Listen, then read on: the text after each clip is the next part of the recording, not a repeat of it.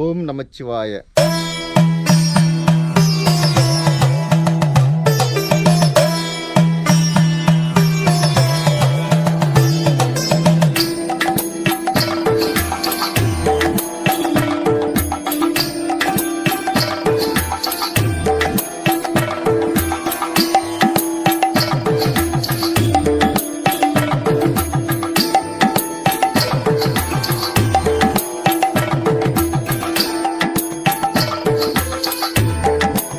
ஓம் நமச்சிவாய. ஈசனுக்கு பிடிச்ச இமயமலைன்னு சொல்லுவாங்க, அது திருவண்ணாமலைன்னு சொல்லுவாங்க. ரெண்டுக்கு ஒன்று சளைச்சதில்லை. அது மாதிரி காஞ்சனகிரி ஒரு ஈசனுக்கு பிடிச்ச மலை. அதிக பேருக்கு தெரியாத இந்த மலை பவர்ஃபுல் யாருக்குமே தெரியாது. ராணிப்பேட்டை மாவட்டம் ராலாப்பேட்டையில் தான் இந்த காஞ்சனகிரி மலை அற்புதமான மலை இருக்குது. இங்கே 1008 சுயம்பு சிவலிங்கம் இருக்குது. இது மாதிரி சுயம்பு 1008 சிவலிங்கம் வந்து எங்கேயுமே நீங்கள் பார்க்க முடியாது. அற்புதமான சுயம்பு லிங்கம் நீங்கள் கண்ணெதிர்க்கு நீங்கள் பார்க்கலாம். சிவனோட கோபத்தில் வந்து பார்த்திங்கன்னா நெருப்பு குழம்பு உருவாகி அதில் வந்து உருவான சிவலிங்கம் எல்லாமே பார்த்திங்கன்னா, அது இல்லாமல் பார்த்திங்கன்னா இவர் சிவன் பார்த்திங்கன்னா மேற்கு பார்த்து இருப்பார், நந்தி வந்து கிழக்க பார்த்து இருப்பார். இது மாதிரி ஒரு எங்கேயுமே பார்க்க முடியாது. இது மாதிரி அற்புதமான கோவில். இந்த கோவிலில் பார்த்தீங்கன்னா மணிக்கல் இருக்குது. அந்த மணிக்கல் பார்த்தீங்கன்னா அந்த இடத்துல ஒரு ஆற்காடு நோப்பு காலத்தில் எடுத்துகிட்டு போயிட்டு அங்கே வைக்கும்போது பார்த்திங்கன்னா அந்த மணி வந்து வேலை செய்யலை. அது அந்த மணிக்கோள் வந்து இங்கே வைக்கும்போது இந்த மலையில் இருக்கும்போது தான் சவுண்டு வரும். இந்த மலையோட பவர் தான் அந்த சவுண்டுன்னு சொல்கிறாங்க. ஒரு அற்புதமாக மணிக்கல்னு பார்க்க போகிறோம். இங்கே வந்து ஜீவசமாதின்னு இருக்குது. இந்த மலையை ஃபுல் அண்ட் ஃபுல்லாகவே உருவாக்குனா ஜீவசமாதி இருக்குது. இந்த சித்தர் தான் இந்த ஜீவசமாதி உருவாக்குனார். திருச்சி ஒரு சேர்ந்தவர் இவர். திருச்சி ஒரு சேர்ந்தவர் பார்த்திங்கன்னா இவர் சிங்கப்பூர், மலேசியா இது மாதிரிலாம் வேலை செஞ்சுட்டு இருக்கும்போது இவர் வந்து சிவனை வந்து இவர் கனவுல வந்து இவரை கூப்பிட்டு இந்த தொண்டு செய்வான்னு சொல்லி கூப்பிட்டுதான் சொல்லி அப்போ வந்து அவர் வந்து இந்த மலைக்கு வந்து மலைப்பாதை குளம் எல்லாமே வெட்டி ரெடி பண்ணதாக சொல்கிறாங்க. ஒரு அற்புதமான ஜீவசமாதி. எல்லாருமே பார்த்தீங்கன்னா வரும்போது 1008 சிவலிங்கம் தெரியும், மணிப்பாறை தெரியும், இன்னொரு கோவில் தெரியும், ஐப்பன் கோயில் எல்லாமே இருக்குது, ஆஞ்சநேயர் கோயில் எல்லாமே இருக்குது. இங்கே இருக்க ஜீவசமாதி பற்றி தெரியாது. இந்த ஜீவசமாதி அப்போ கும்பிடும்போது பார்த்திங்கன்னா சிவனை எந்த அளவுக்கு எனக்கு பவர் இருக்கோ அந்த அளவுக்கு ஜீவசமாதிக்கு இருக்கும். நல்ல ஒரு இந்த ஜீவசமாதி சுற்றி ஒரு 5-6 கிலோமீட்டர் பார்த்திங்கன்னா ஒரு நல்ல வைப்ரேஷன் கிடைக்கும். இங்கே வந்து கும்பிடணும் கூட அவசியம் இல்லை. ஒரு 10 நிமிஷம் ஜீவசமாதிக்கிட்ட நீ இங்கே இல்லை எந்த ஜீவசமாதிக்கிட்ட உட்காந்தாலும் உங்களுக்கு நல்ல வைப்ரேஷன் கிடைக்கும். அந்த ஜீவசமாதி தான் பார்த்துருக்கீங்க. இவர் சிவானந்த சித்தர். இவர் தான் முழுக்க இந்த காஞ்சனகிரி மலையை உருவாக்குனது. நீங்கள் உள்ளே வரும்போது பார்த்திங்கன்னா 1008 சிவலிங்கம் பார்த்துட்டு இவர் வணங்கிட்டு இது வந்து உள்ளே இருக்க சிவனெல்லாம் வணங்கலாம். மணிப்பாறைலாம் போனோம். ஃபஸ்ட்டு வரும்போது பார்த்திங்கன்னா இங்கே மூலவரை பார்த்துட்டு இவரை வணங்கிட்டு போகும்போது நல்லது நடக்குதுன்னு சொல்கிறாங்க. இந்த மலையிலேயே ஏகப்பட்ட அற்புதங்கள் இருக்குது. இங்கே இந்த கோயிலில் பார்த்திங்கன்னா ஒரு அற்புதம் பார்த்திங்கன்னா எங்குமே எனக்கு தெரிஞ்சு தமிழ்நாட்டு லெவலில் எங்குமே இவ்வளோ பெரிய நாகலிங்க மரப்பூ வந்து கிடையாது. பிரம்மாண்டமான மரம் எப்படி இருந்தாலும் குறைஞ்சபட்சம் 100-150 வருஷத்துக்கு மேலே தான் இருக்கும். நான் அந்த மரத்தை காமிக்கிறேன், வாங்க பார்க்கலாம். ஒரு அற்புதமான கோயில் தான் பார்த்துருக்கீங்க. தொடர்ந்து பார்த்துட்டே இருங்க. உங்களுக்கு இது மாதிரி இன்ட்ரெஸ்டிங்கான யாருமே சொல்லாத இதெல்லாம் தகவலாக சொல்கிறோம். இந்த சிவலிங்கத்தை பற்றி மேக்ஸிமம் யாரும் சொல்லியிருக்க மாட்டாங்க, அதுவும் நாங்கள் சொல்லியிருக்கோம். இந்த சுயம்பு சித்தரோட ஜீவசமாதி பற்றி யாரும் சொல்லியிருக்க மாட்டாங்க. எப்போவுமே ஒரு சித்தர் ஜீவசமாதி வழிபடுங்க. சிவனை வணங்குற எல்லாருக்குமே தெரியும், தெரியாதவங்களுக்கு சொல்லிக்கிறேன் நான். வாங்க தொடர்ந்து பார்த்துட்டே வரலாம். திருவள்ளத்தில் இருக்க வில்வநாதர் கோவிலுக்கு இந்த கோயிலுக்கு சம்மந்தம் இருக்குது. அங்கே இருக்க நந்தி பார்த்திங்கன்னா வளர்கிற மாதிரி இருக்கும். இவரும் பார்த்திங்கன்னா அவர் அந்த கோயிலை பார்த்து நோக்கின மாதிரி தான் இருப்பாங்க. அதே அவரோட மூலவர் தான் இங்கேயும் காட்சி அளிக்கிறாரு. அதே ஒரு பலன் கிடைக்குங்க. ஒரு அற்புதமான கோயில் தான் நீங்கள் பார்த்துட்டு இருக்கீங்க.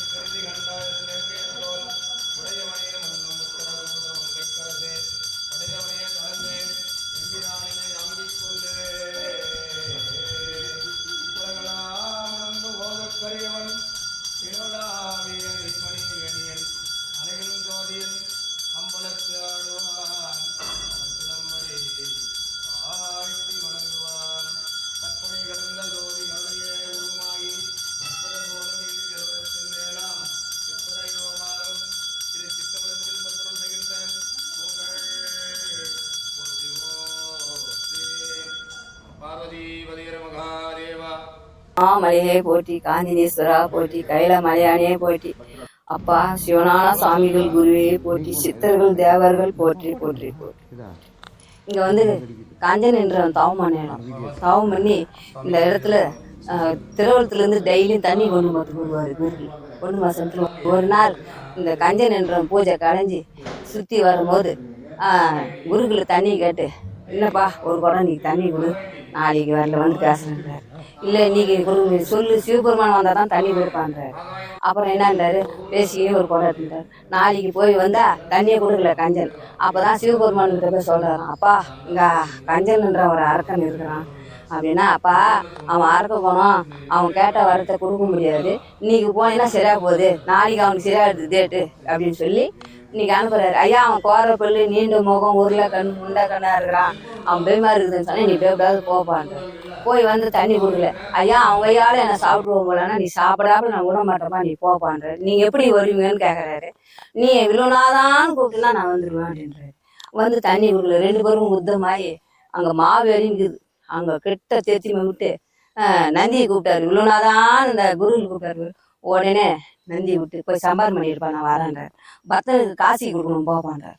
வந்து மார் மேலே கால் வச்சு கீசி கடைச்சிட்டு மார் போயிடுது மாவேரி சிறுசு போயிடுது சிகராஜபுரம் தென்கை வந்து தெங்காலு வடகை வந்து வடகாலு மணி குடல் வந்து மணிப்பட்டு வளம் வந்தது திருவாளர்னு பேர் வச்சுட்டு உக்ரமாகிறாரு. அப்போதான் பார்வதியும் பரமசிவனும் பள்ளிகளை வராங்க. வந்து பக்தனுக்கு காட்சி கொடுத்து கையில போப்பான்ற. திணி நிற்கிறாரா ஏம்பா நிற்கிறேன்னு கேட்டா இதேமாரி உன்னை தவிர எனக்கு யாரும் இல்லை திதி கொடுக்குறதுன்னு கேட்டால் நானே திதி கொடுக்குறேன் மகளாவும் வந்து திதி கொடுக்குறேன்னு வாக்கு கொடுத்துட்டாரு சிவபெருமான் வாக்கு கொடுத்துட்டாரு. அதோட இவர் என்ன செய்கிறாரு சந்தோஷமா கைலாச போகுது அந்த இடம். அப்போ தான் அவர் இருந்த நாணத்துக்கு இந்த இடத்துல அவர் வந்து சித்தர் இந்த இடத்துல அந்த லிங்கமெல்லாம் அவர் ஆயிட்டுது. இங்கே பெரிய கதை அது வந்து திருச்சி உறையூர் சிவஞான சாமிகள் அவர் வந்து அவருக்கு நேரடியாக பகவான் காட்சி கொடுத்து மலேசியாவில் உத்தியோகம் பண்ணார். இந்த சுத்திக்கிற கிராமம் எங்கள் பாட்டிக்கு அவங்க அம்மாலாம் கேட்டு போய் இருக்குது உண்மைதான் சொல்லி அதோட அவர் வந்து இந்த திருப்பணி வந்து செஞ்சார். பெரிய உத்தியோகக்காரு ரோடு போட்டார், படி வெட்டினார், குளம் வெட்டி இதெல்லாம் சீர் பண்ணது அவர் தான். சிவஞான சாமிகள் என்னை வளர்த்துவர் அவர் தான். எங்கள் பாட்டிக்கு அவர் சிஷியன். இந்த திருப்பணி அந்த காலத்துலேருந்து 1933 வந்தவர். 33 வந்தார். என்னை 73 சமாதி ஆனார். ஜீவ சமாதிங்க ஐயா. இவர் வந்து வணங்கினாவே ரொம்ப திருப்பணி. இந்த திருப்பணி நல்லா மக்களுக்கு குறை தீரும், நோவு இல்லாத நொடி இல்லாத நல்லா ஆரோக்கியமாக போவாங்க. இந்த தனி புனிதமான தீர்த்தம் ஐயா இது. நாகலிங்கம் மரம் காமிக்கிறேன்னு சொன்னால் இதை காமிச்சிருக்கேன் பாருங்க. ரொம்ப ஒரு 203 வருஷம் பழமையானது. இது மாதிரி நீங்கள் எங்கேயும் பார்த்துருக்க முடியாது. ஒரு சித்தர்கள் ஆற்றல் எங்கே அதிகமாக இருக்கோ, சித்தர்கள் இறை ஆற்றல் எங்கே அதிகமாக இருக்கோ அங்கே தான் இது நாகலிங்கம் மரம். சாதாரண நேரத்தில் வளராது. இது மாதிரி பழங்களெல்லாம் நீங்கள் பார்த்துருக்க முடியாது. எனக்கு தெரிஞ்சு தமிழ்நாடு இந்தியா லெவலில் பார்த்திங்கன்னா இங்கே தான் இருக்குதுன்னு நினைக்கிறேன் நான். என் தமிழ்நாடு லெவலில் ஏகப்பட்ட ஆன்மீக ஸ்தலம் சுற்றி இருக்கேன். இது மாதிரி பார்த்ததே கிடையாது. அண்ணாமலை மகாதமலையில் இருக்குது, ஆனால் ஹைட்டாக இருக்கும். இவ்வளோ பழமையானதை நான் பார்த்தது கிடையாது. இந்த கான்செப்டோட பவர் தான் இது. இதுக்கே வந்து ஜீவசமாதியெல்லாம் இருக்குதுன்னு சொல்கிறாரு இந்த கோயில் சார்ந்தவர் சொல்கிறாங்க.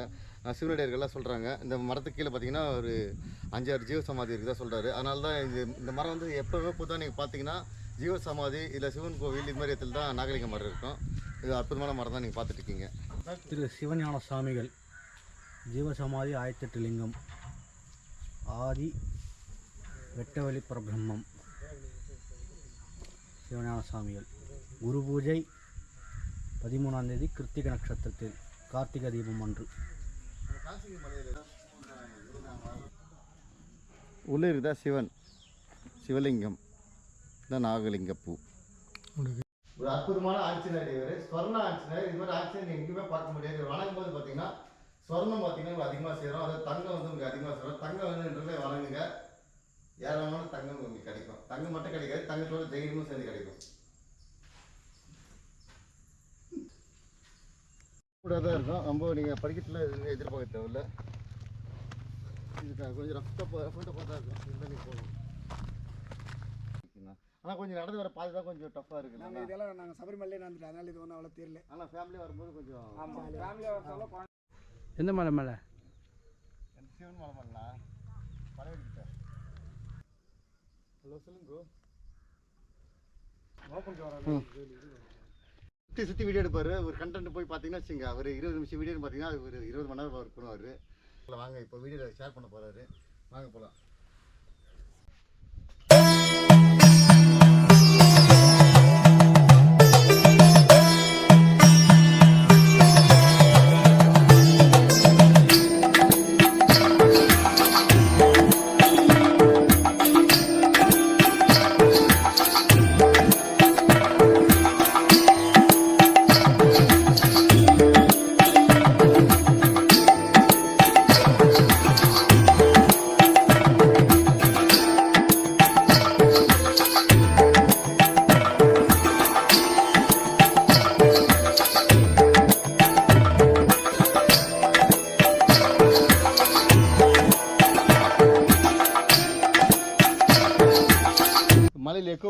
நம்ம சேனல் பேர் சொல்ல போகிறேன். Appukutty YouTube channel.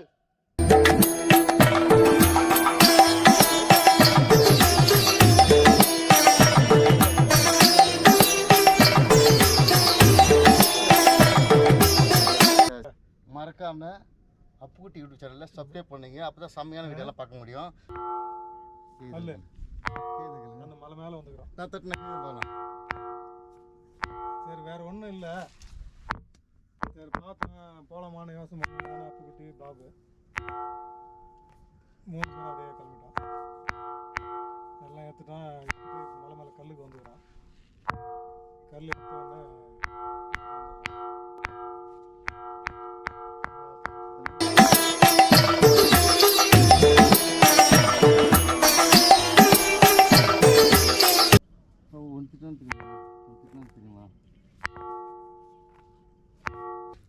காஞ்சனகிரி இருக்க அதிசயமணி பாறை தான் இப்போ தட்ட போகிறோம். நார்மல் ஸ்டோன் தட்டுறோம் பாருங்கள். நார்மல் ஸ்டோன் தட்டும் போது தான் உங்களுக்கு டிஃப்ரெண்ட் தெரியும். இப்போ நார்மல் ஸ்டோன் தட்டுறோம் பாருங்கள். இங்கே பாருங்கள் பொல்லு பொல்லுன்னு சவுண்டு வருதா. இப்போ மணி பாருங்கள், ஒரு வெங்கல மணி அடிக்கிற மாதிரி நல்ல சவுண்டு கிடைக்கும். ஒரு அதிர் வரும் பாருங்கள் உங்களுக்கு. இது வந்து மெடிடேஷன் யூஸ் பண்ணதாக சொல்கிறாங்க. ஃபாரின்லாம் வந்து ரிசர்ச் பண்ணியிருக்காங்க. சித்திர வழிமுறையில் கடைப்பிடிக்கிறவங்களாம் பார்த்தீங்கன்னா சித்திரெல்லாம் கூட வந்திருக்காங்க. இந்த காலத்தில் இங்கே வந்து வரதான் சொல்கிறாங்க. இதை படிக்க வச்சுட்டு பார்த்து தட்டும்போது அந்த வைப்ரேஷனில் நோய்களை குணமாகிறது வந்து யூஸ் பண்ணதாக சொல்கிறாங்க. இங்கேருந்து ஒரு பாறை எத்தனை போய்ட்டு வேறு இடத்துல வைக்கும்போது பார்த்தீங்கன்னா அந்த சவுண்டு வரலன்னு சொல்கிறாங்க. இந்த இடத்தோட பவர் தான் இதுன்னு சொல்கிறாங்க. இங்கே பாருங்க இந்த மாதிரி தட்டி காமிக்க நல்லா.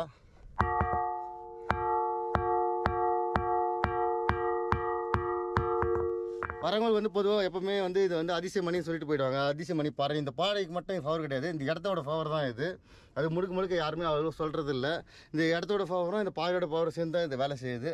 ஒரு அற்புதமான பாறை தான் நீங்கள் பார்த்துட்டு இருக்கீங்க.